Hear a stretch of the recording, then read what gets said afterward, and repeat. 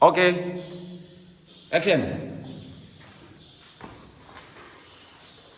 Shalom semua. Selamat pagi. Apa kabarnya hari ini? Baik. Hari ini kita sudah sampai ke pertemuan ke-15 ya. Sebelum kita mulai kelas, kalian absen dulu ya ke kampus masing-masing. Oke, sudah? Baik. Sebelum kita mulai pembelajaran kita hari ini, marilah kita berdoa. Tuhan yang baik, terima kasih banyak untuk pagi yang indah ini. Sekarang saya bersama-sama dengan mahasiswa akan belajar bersama tentang pengembangan pembelajaran. Minta Allah semua dari padamu, kiranya pembelajaran pada hari ini dari awal pada akhir bisa terlaksana dengan baik. Dalam nama Yesus Kristus kami berdoa syukur padamu. Amin. Baik, hari ini kita akan sama-sama belajar tentang integrasi matematika pada pembelajaran matematika di sekolah dasar.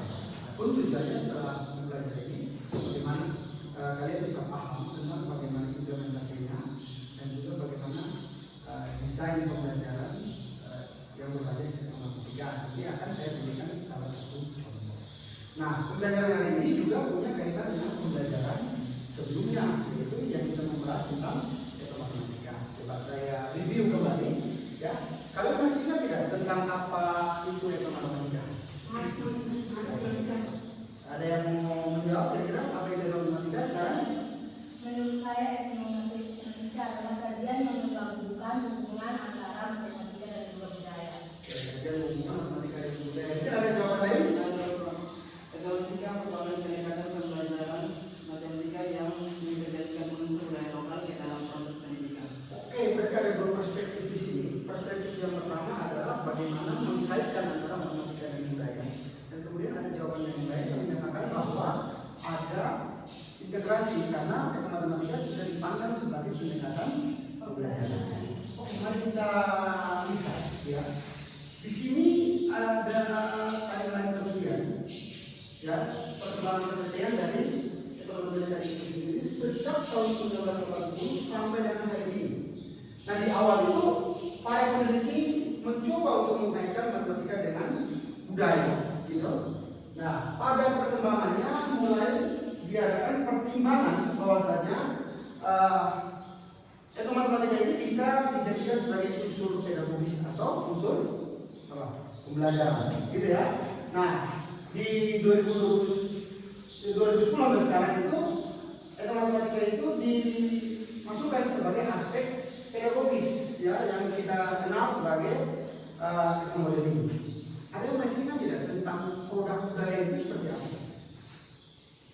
Produk budaya, ya. Nah, produk budaya itu dapat dilihat dari kalau menurut saya dua aspek, yaitu ada aspek abstrak dan juga aspek kognitif.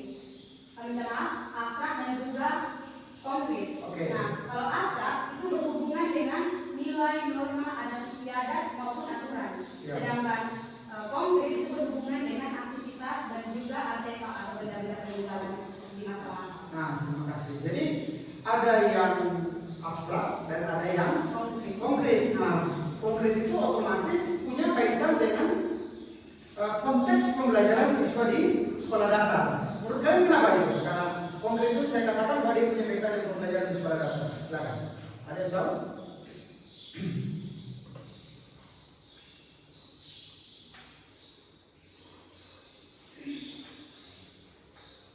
Baik, berdasarkan jawaban teman-teman sebelumnya, hubungan antara matematika dan pembelajaran matematika di sekolah dasar. Di sini saya mengembangkan tahapan pengembangan peserta didik di sekolah dasar, yaitu pada tahap pra-operasional konkret hingga operasional konkret.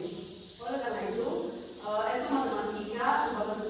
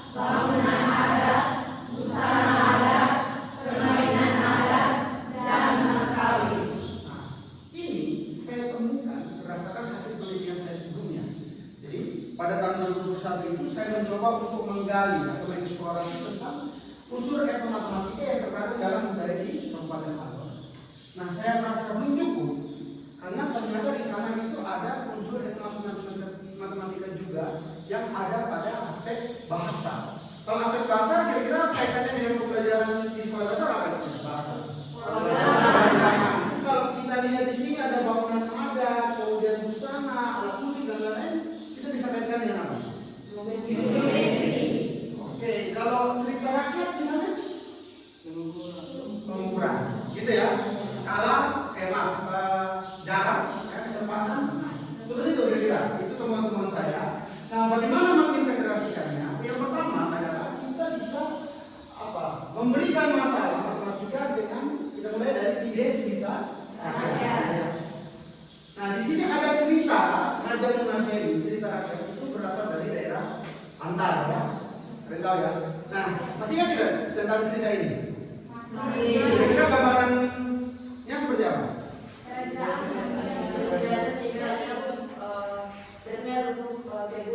Iya, untuk apa ke gunung? Nah, itu kan cerita. Nah, di situ kita ambil idenya.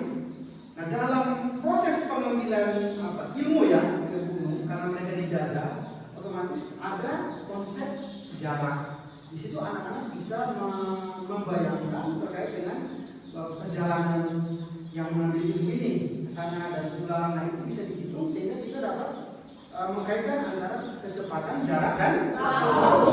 Berarti ada konteks itu. Nah, ini sebelumnya juga saya punya penelitian terkait dengan bagaimana membandingkan PBL dan PBL yang dimodifikasi dengan hitungan matematika.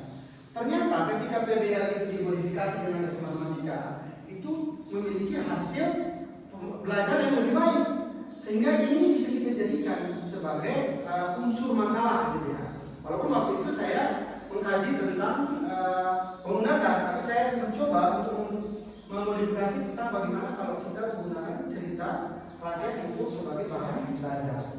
Nah, di sini mereka dalam perjalanan ke gunung gitu ya, jaraknya seperti apa, kita bisa modifikasi seperti ini. Pendakian gunungnya 9 kilo, kemudian kecepatan rata-ratanya seperti apa, waktu istirahat, waktu makan, itu kan ada dalam konteks cerita gitu ya, sehingga siswa bisa membayangkan itu. Nah, selanjutnya kita gunakan permainan masyarakat untuk pembelajaran. Kita lihat permainan-permainan ini. Apa saja itu? Ya, terus yang kedua oke, apalagi itu Sigiloka ya, AC ya, gitu ya. Nah, kalau untuk permainan yang pukul kayu itu untuk aspek pembelajaran apa kira-kira? Iya, pengukuran tidak baku ya, adanya pengulangan. Kalau coklat? Nah, ini juga saya gunakan pada pengabdian kepada masyarakat. Buat pengabdian saya ya, yaitu di terkait dengan matematika di desa Alang itu. Nah, saya memodifikasi permainannya, gitu ya. Saya memodifikasi permainannya. Jadi idenya saya ambil. Jadi saya modifikasi dengan melibatkan banyak unsur geometri. Normalnya kan yang seperti gambar itu ya. Jadi saya modifikasi itu supaya ada kegiatan mengukur sudut, apalagi gitu. Keliling, apalagi luas, volume dan sebagainya, gitu ya. Nah, ini kita bisa libatkan juga dalam aktivitas pembelajaran, gitu ya, dengan aspek permainan. Nah, kira-kira pendekatan pembelajaran apa nih kalau aspek permainan? Seru tidak kira-kira kalau siswa sekolah dasar dilibatkan dengan pembelajaran berbasis game? Seru. Mereka menikmati ya, challenging-nya. Nah, berikutnya pemanfaatan aktivitas masyarakat. Ada yang teman saya di awal, ada yang unik dari aktivitas masyarakat di Kabupaten Alor, yaitu apa ini? Market di pasar bawah. Hasil aktivitas orang gunung membawa hasil bumi, orang pantai membawa ikan dan mereka. Nah, teman-teman, kita lihat di sini. Ada aspek apa saja di sini? Aritmatika, pengukuran, kemudian perbandingan, kesetaraan nilai uang. Karena barter itu kan kita orang pasti berpikir ya, ini setara tidak? Jagung 1 kilo dengan ikan, tapi mereka punya kesepakatan sendiri. Nah, di situ anak-anak bisa kita ajak untuk mengeksplorasi kira-kira setara tidak ya. Jadi harga normalnya seperti apa, terus kita bandingkan, jadi untung atau tidak bisa diberikan sebagai rekomendasi. Terus pengukuran apa yang dimaksud kira-kira kalau di pasar pola itu? Tidak baku, biasanya pakai apa? Iya, pakai mop, pakai gelas, itu belum lagi ada yang tambah-tambah lagi ya, tidak kontrol gitu. Nah, kira-kira konsep apa yang bisa kita pakai di situ? Pengukuran bisa? Untuk teknologi bisa? Ya. Ya, seperti itu ya kira-kira ya. Jadi siswa diajak untuk mengamati aktivitas jual beli di pasar tradisional itu sekaligus melihat aspek alternatif sosialnya gitu ya, begitu namanya. Nah, selanjutnya kita coba untuk mempelajari tentang pemanfaatan teknologi matematika yang menggunakan pembelajaran project based learning dan juga menggunakan pendekatan STEM. PJBL itu apa? Kalau STEM? Sains, teknologi, engineering, Baik, kita lihat di sini. Berikut adalah sintaks dari PJBL itu. Mulai dari menentukan pertanyaan berdasar, mendesain perencanaan proyek hingga evaluasi pengalaman. Kuncinya ada di mana? Kuncinya ada di pertanyaan dasar. Pemantiknya ada di sini. Kalian mulai dengan misalnya menanyakan dapatkah anak-anak membuat miniatur rumah adat dengan spesifikasi lengkap. Gitu ya. Kemudian apa saja kaitan pembelajaran matematika dengan kegiatan perencanaan miniatur tersebut. Nah di situ spesifikasi lengkap akan menjadi kunci di mana mereka mengaitkan semua materi yang pernah mereka pelajari, gitu ya. Karena di situ spesifikasinya misalnya temboknya luasnya harus begini, ukuran sudutnya harus seperti apa, gitu ya. Berarti itu menggunakan pembelajaran yang mereka pernah pelajari sebelumnya secara terpadu, terintegrasi, gitu ya, coba ya. Terus kita lihat di sini, teman-teman. Untuk aspek STEM, gitu, kita ingat kembali rumah adat kita, ya. Kira-kira bangunannya, atapnya itu pakai disitulah kita bisa menggunakan aspek sains. Yang mana? Seperti apa aspek sains? keringnya daun. Iya, keringnya daun. Gitu ya? Proses pengeringan daun. Terus teknologi. Hari ini kita teknologi apa yang kita bisa manfaatkan kira-kira? AI. Jadi, tapi teknologi ada digital dan non-digital. Digital kita pakai AI. Kalau non-digital kita pakai apa kira-kira? Engineering ini menarik nih. Nah, menarik nih. Mereka mulai dari apa? Merancang hingga konstruksi miniatur rumah adat. Jadi mereka merasa bahwa saya juga bisa, gitu ya. Tapi kalau ini merancangnya itu solusi saya adalah kita gunakan benda-benda yang berada di sekitar wilayah. Ya, nanti bisa dimanfaatkan. Nah, yang terakhir untuk matematik itu apa sih ya? Bisa digunakan bangun data, volume dan statistika. Jadi seperti apa kira-kira? Kita lihat di sini. Ini adalah rumah adat kita yang asli, gitu ya.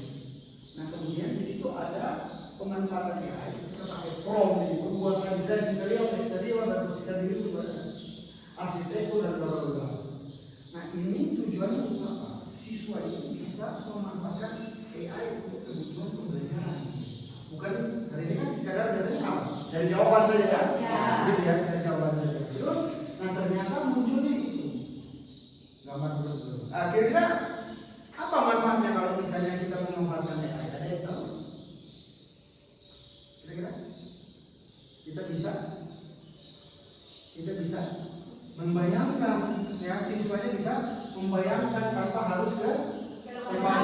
Iya, kita bisa melihat ternyata desain interiornya seperti ini, tapi ini hanya sebagai sketsa saja untuk menjadikan ide referensi, gitu ya. Oke, selanjutnya mereka bisa memanfaatkan YouTube misalnya. Nah ini mereka bisa memanfaatkan YouTube seperti ini. Lihat, gitu ya, sampai ke bagian dalamnya, sampai ke dalamnya supaya imajinasi mereka itu bisa masuk. Nah,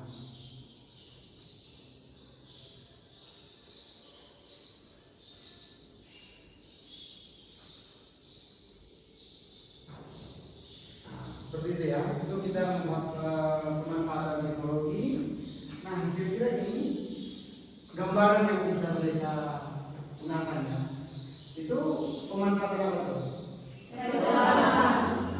Selain aspek sains juga kita bisa kaitkan dengan aspek cinta lingkungan, cinta alam. Gitu. Kenapa kira-kira? mendahulukan sampah, mereka beberapa lama sampah ini terurai, gitu ya. Mereka tahu kalau ini misalnya lama kan mereka bisa lebih waspada dalam penggunaan plastik ya terutama ya. Yang kedua pakai kardus ya, nomor 3, apa lagi? Ya, di situ ternyata keterpaduan konsep matematika bisa kita pakai, mulai dari bersudut, apa lagi? Juga salah gitu ya di apa? Kecil atau perbesar ya. Kalau miniatur berarti dia apa kan? Diperkecil. Terus jenis bangun datar gitu ya. Apa saja kira-kira menurut kalian tuh yang ada di sana bangun datarnya? Trapesium, terus? Nah, luas permukaan ya? Luas permukaan dari sebuah bangun ruang dan estimasi biaya. Jadi memang keterpaduan itu nampak sekali dalam konteks pembelajaran PJBL yang berbasis STEM, gitu ya. Oke, mungkin ada yang mau ditanyakan dulu supaya jadi bahan diskusi. Silakan. Oke, silakan perkenalkan diri. Baik, terima kasih atas kesempatan yang diberikan kepada saya. Saya atas nama Dr. Asamau mau bertanya mengenai manfaat dari soal yang dipaparkan melalui cerita rakyat yang dipaparkan. Oke, baik. Terima kasih atas pertanyaannya. Saya menjawab dulu. Jadi soal cerita itu kan bagian dari kita memodelkan. Dewasa ini memang persoalan kita ada di kemampuan literasi matematis. Nah, kemampuan literasi matematis yang pernah kita pelajari sebelumnya kira-kira terkait apa ya? Kemampuan literasi matematis merupakan kemampuan seorang dalam menggunakan pengetahuan matematikanya untuk menyelesaikan masalah kehidupan sehari-hari seperti merumuskan, menggunakan, serta menginterpretasikan. Merumuskan, menggunakan dan interpretasi. Jadi bahasa soal ditransformasi ke dalam kalimat matematika. Itu bagus sekali manfaatnya. Karena kita bisa memodelkan, mengerti masuk soal, mentransformasi dalam model matematika, menyelesaikan hingga menginterpretasi supaya di situ siswa dapat melihat kebermaknaan dari pembelajaran matematika itu sendiri. Bisa? Oke, mungkin ada yang mau ditanyakan lagi? Boleh, Pak? Ya. Terima kasih atas kesempatan yang diberikan. Perkenalkan, nama saya Indra Salahan. Saya ingin bertanya. Dalam perencanaan pembelajaran yang tadi kita belajar itu PJBL dan juga pendekatan STEM. Apakah selain dari model pembelajaran PJBL dan pendekatan STEM, ada alternatif atau model pembelajaran dan pendekatan lainnya yang bisa dipadupadankan? Oke. Tadi secara langsung saya sudah sampaikan ada beberapa model dan pendekatan. Misalnya apa? PBL, terus pendekatannya apa? Habilitasi. Jadi itu memang matematika itu dijadikan sebagai bahan game. Kayak contoh tadi bermain Sikiloka, nanti kita bisa desain aturannya sendiri. Gitu. Jadi misalnya membuatnya harus dengan spesifikasi khusus, bangun datarnya harus apa, ya. Kemudian kalau kan aturannya kan menginjak pasti kena hukuman tidak?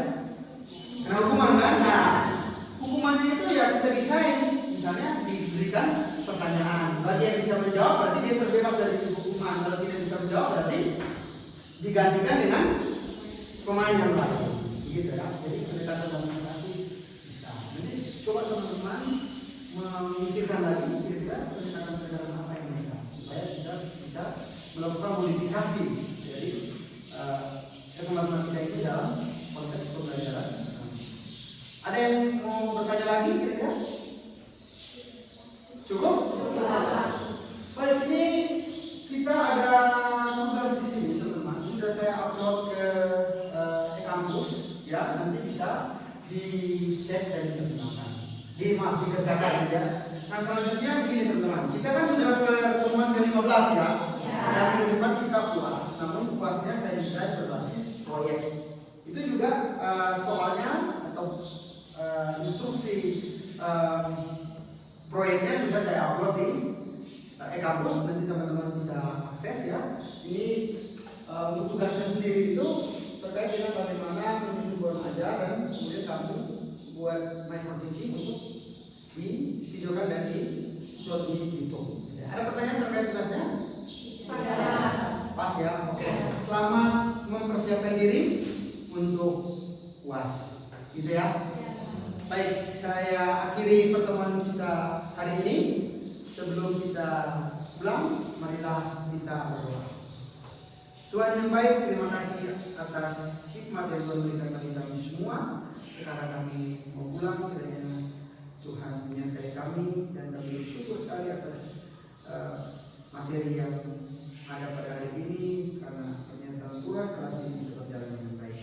Dan apa yang anak-anak pelajari bisa menjadi bagian untuk pelayanan mereka sebagai guru di masa depan. Terima kasih Tuhan. Amin. Baik, terima kasih. Saya akhiri kelas hari ini. Sampai bertemu di UAS selama mengerjakan UAS.